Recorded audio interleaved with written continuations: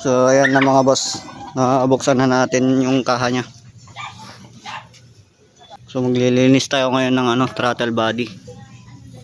Ayan, kasi sobrang dumi na, tsaka parang nagwa-wild na din siya. Ayan, may itim-itim na din, madumi-dumi na. So ayan, tignan nyo mga bossing, napakadumi ng throttle body natin. Ayan o.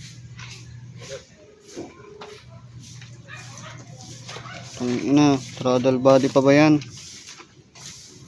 So yan, nasira pa natin yung minuran nya. Sinikwas-sikwat ko kasi nung nakaraan to eh. Pero ayos lang yan. Nabibili naman yan eh. Dumi.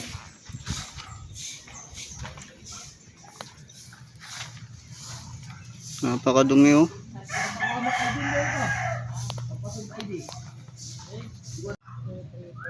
So ayan, natanggal na natin yung sinira ko kasi yan eh. Sinadya ko talagang sinira yan. Hindi ko masikwa-sikwat eh.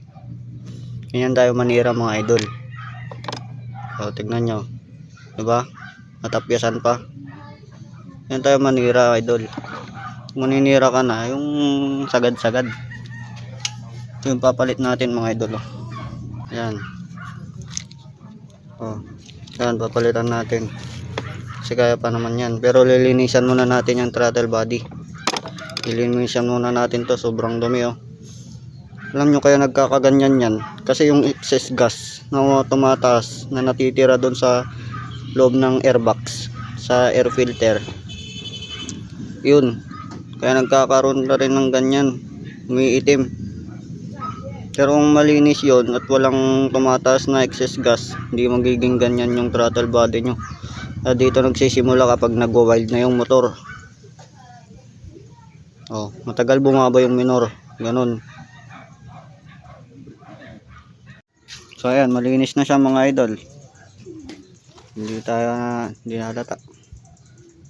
Ayan, 3 years may get bago nalinisan. Okay, pwede na.